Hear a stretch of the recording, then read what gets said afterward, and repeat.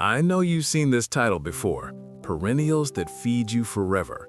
You've stumbled across it 100 times scrolling through YouTube.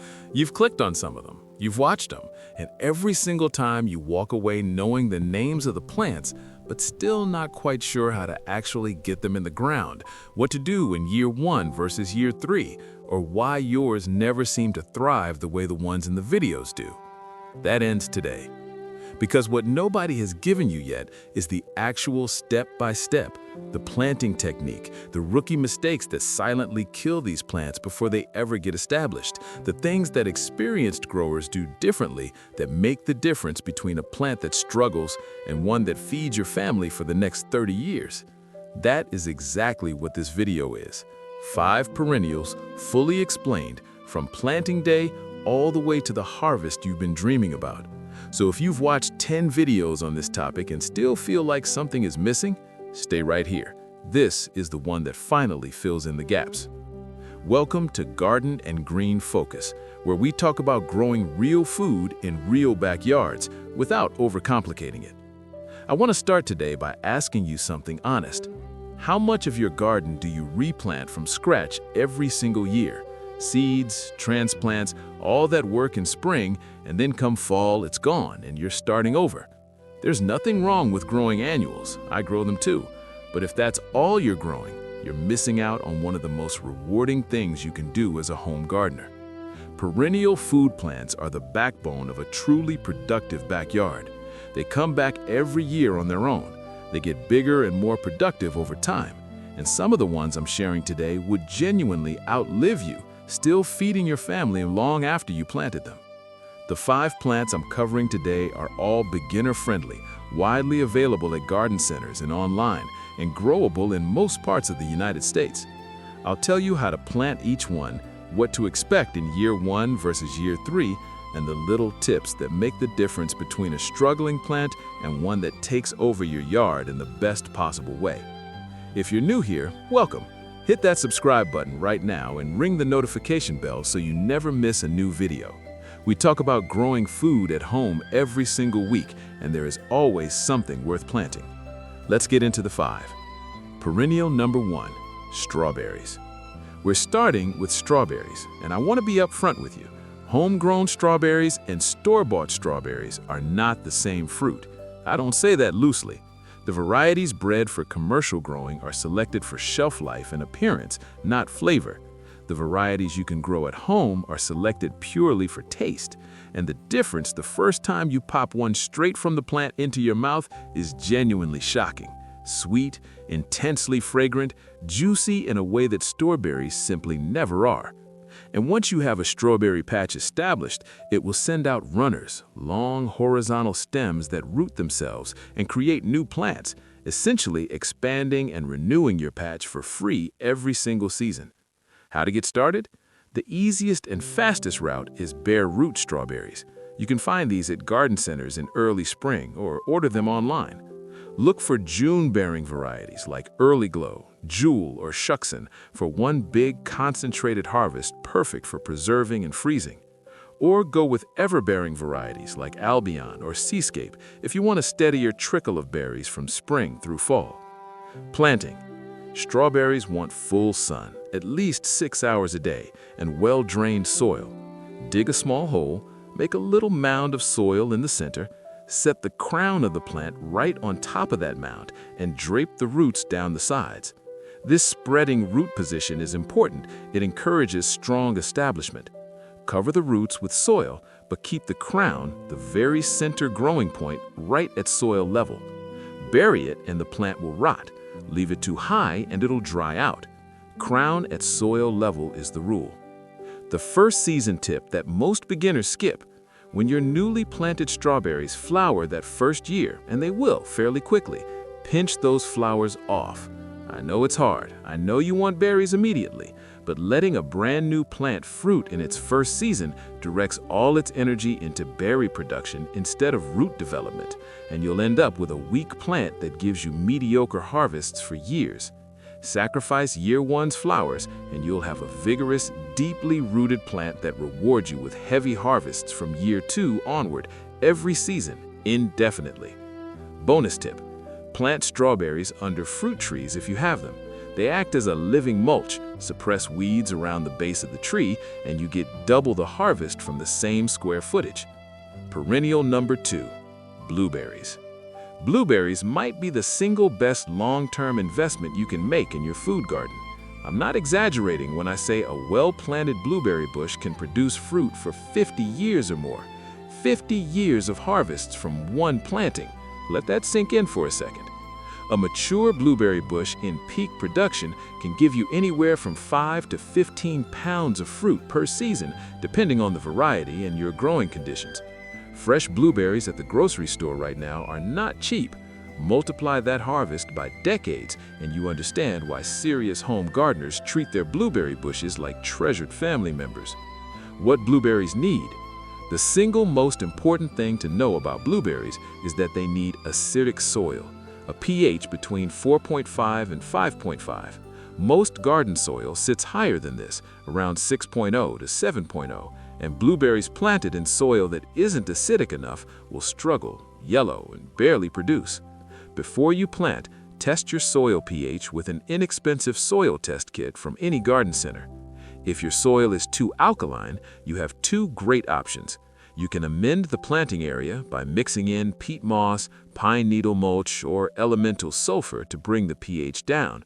Or, and this is what I often recommend to beginners, just grow your blueberries in containers.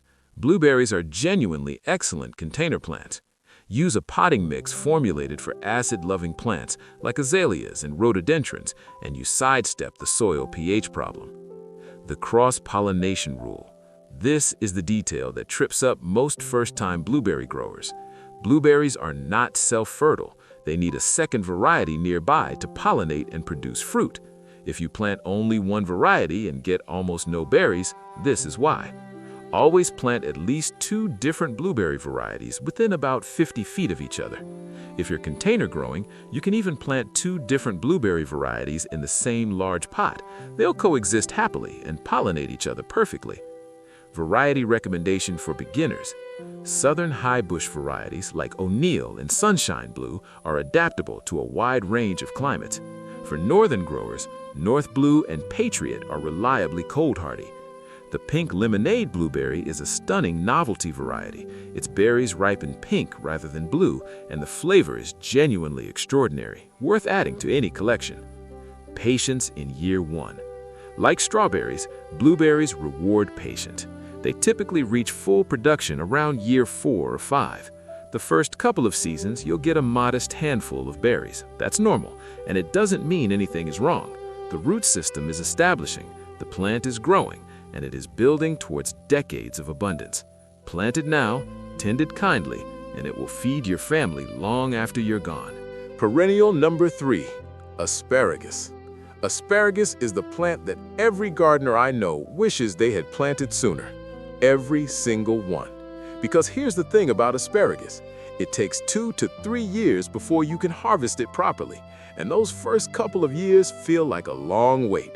But once an asparagus bed is established, it will produce for 20 to 30 years without any replanting, and the flavor of homegrown asparagus is in a completely different category from anything you'll find in a store. Homegrown asparagus is tender, sweet, so juicy the cut end is practically dripping. You can eat it raw, straight from the garden, and if you've only ever eaten store-bought asparagus, that first bite from your own patch will be one of your best garden moments. How to plant. The fastest route to an established bed is to plant 1-year-old crowns rather than seeds. Crowns are the dormant root systems of young asparagus plants. They look like a bundle of brown tentacles, and planting them saves you a full year compared to starting from seed. Dig a trench about 12 inches wide and 6 to 8 inches deep. Make a low mound of soil along the bottom center of the trench. Set your crown on top of that mound and spread the roots outward and downward over the sides, like draping a hand over a rounded surface. This root spreading position is important for strong establishment. Cover the crown with about 2 inches of soil and water it in. Over the next few weeks as the plant grows, gradually fill the trench back in. Add another 2 inches of soil every 2 weeks until you're back to ground level. This gradual filling encourages deep rooting and a strong crown. The male versus female advantage. Here's a tip that most beginners never hear. Asparagus plants are either male or female, and male plants are significantly more productive because female plants spend energy producing seeds instead of directing everything into spear production. If you start from seed, you can identify females when they flower, remove them, and only transplant males into your permanent bed. If you buy crowns, look for all-male hybrid varieties like Jersey Knight or Jersey Supreme, which are specifically bred for high spear production and widely available. The patience rule for asparagus. In year 1, let every spear grow out into its full ferny foliage. Don't harvest anything. In year 2, harvest lightly for just 2 to 3 weeks, then stop and let the rest row out. By year 3, your bed is established and you can harvest freely for a full 6 to 8 weeks in spring. This patience in the early years is what builds the crown size and root energy that fuels decades of production. Perennial number 5, perennial herbs, oregano, thyme, and rosemary. I want to talk about perennial herbs because I think they are the most underappreciated food plants in the entire garden, and they are also the easiest perennials on this entire list to grow successfully as a beginner. Let me give you a real example. An oregano plant put in the ground 5 or 6 years ago will be a sprawling, abundant, gorgeous plant today. And in all that time, the only thing it needed was an occasional trim of the old flower stalks in late fall. That's it. No replanting, no fussing, barely any watering once established. Just harvests year after year of the most flavorful oregano you've ever cooked with. And when it blooms in summer, it becomes a pollinator magnet. Bees absolutely cover it, which benefits every other food plant in your garden. The 3 to start with. Oregano is the easiest and most forgiving of all herbs. It tolerates drought, poor soil, heat, and neglect better than almost any other food plant. Plant it in full sun, give it decent drainage, and it will reward you with years of bold, aromatic leaves for every pasta sauce, pizza, and roasted vegetable you make. Greek oregano varieties have the most intense flavor. Seek those out specifically. Thyme is equally tough and equally useful in the kitchen. It handles dry conditions and poor soil beautifully, and a single established thyme plant provides more than enough for a home kitchen all season. English thyme and French thyme are the most flavorful culinary varieties. Like oregano, it blooms in summer and draws in pollinators constantly. Rosemary deserves a special note for colder climates. In USDA zones 7 and warmer, rosemary is fully perennial and will grow into a substantial woody shrub over the years. In zone 6 and colder, it will die back in a hard winter. The solution is to grow your rosemary in a pot. Grow it outdoors all spring, summer, and fall. Then when temperatures consistently drop below 20 degrees, bring the pot inside to a bright window or a cool greenhouse. Come spring, move it back out. This way, you get the full perennial benefit of rosemary even in cold climates, just with one move per year. Mint is a bonus and a warning. Mint is a perennial herb that absolutely will feed you forever. But I have to be honest with you about one thing. Plant mint directly in your garden bed and it will spread aggressively and take over everything around it within 2 to 3 seasons. Always grow mint in a container. A pot on your patio gives you an abundant, productive mint plant that will come back every single year without invading your other plants. Perennial number 5, brambles, raspberries, and blackberries. And if you have never grown these at home, I want you to hear me clearly. Homegrown raspberries and blackberries bear almost no resemblance to what you buy in a plastic clamshell at the grocery store. Store berries are picked underripe so they can survive shipping. Your homegrown ones get picked at absolute peak ripeness, and the flavor is rich, complex, intensely sweet and tart in a way that store berries never achieve. Brambles also grow with very little help once they're established. They are vigorous, productive, and, left to their own devices, will actually spread and fill available space on their own. The main thing you need to do is prune them correctly, and I'm going to explain exactly. Getting started. For beginners, I always recommend starting with fall-bearing raspberries, also called ever-bearing or primocane raspberries. Varieties like Heritage, Caroline, or Fall Gold are widely available and incredibly easy to manage. Here's why fall-bearing raspberries are perfect for beginners. At the end of the season, you simply cut every single cane all the way to the ground. That's your entire pruning job. Come spring, brand new canes shoot up from the roots, grow all season, and fruit heavily in late summer and fall. Clean, simple, and produces enormous harvests. Blackberries are equally rewarding and slightly more vigorous. Triple Crown and Natchez are excellent beginner varieties, thornless, large-fruited, and reliably productive across a wide range of climates. Pruning explained simply. For summer-bearing raspberries and blackberries, the canes fruit in their second year. So in your patch, you'll always have first-year canes, green and growing, and second-year canes, woodier and fruiting. After the second-year canes finish fruiting, cut those spent canes all the way to the ground. Leave all the first-year canes standing. They're your next season's fruit. This cycle keeps your patch producing maximum fruit every year without becoming an unmanageable tangle. Small space solution. Don't have room for a full bramble patch? Raspberries grow beautifully in large containers. A 15 to 20 gallon pot is enough for 2 to 3 canes that will produce a genuine harvest. Set the pot in full sun, keep it consistently watered, and give it a basic granular fertilizer in spring. You'd be amazed how much fruit a container raspberry can deliver in a small patio garden. The perennial mindset. Before I wrap up, I want to leave you with something that changed how I think about my whole garden, what I call the perennial mindset.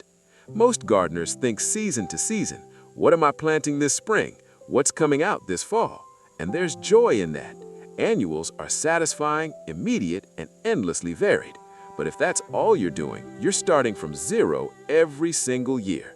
All that effort every spring, forever. The perennial mindset says, what can I plant this year that I never have to plant again?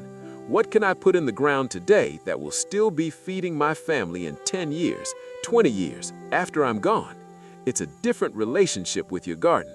Less about this season and more about building something that compounds, that gets more productive, more established, more beautiful every year without starting over. The 5 plants I shared today, strawberries, blueberries, asparagus, perennial herbs, and brambles, are your foundation. You don't need to plant all 5 at once. Pick one, just one. Get it in the ground this season, and know that every year from now on, that plant will be there, coming back, growing stronger, feeding you and your family.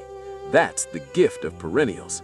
And once you experience your first asparagus harvest, your first blueberry summer, your first raspberry season, I promise you'll be back here asking why you didn't start sooner.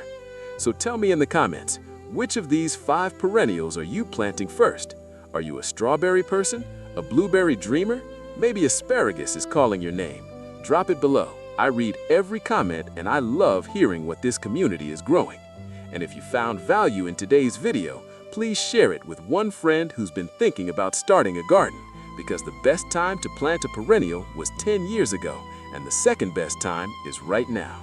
Subscribe if you haven't already, hit that bell so you never miss a new video, and click right here for more food growing inspiration to keep your garden growing all season long. I'll see you in the next one. Keep growing.